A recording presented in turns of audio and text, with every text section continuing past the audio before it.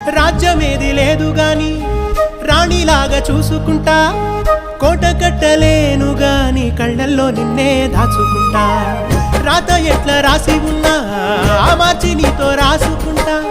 స్వర్గమంటూ ఉన్నదంటే అది నీతోనే ప్రతిరోజు పంచుకుంటా.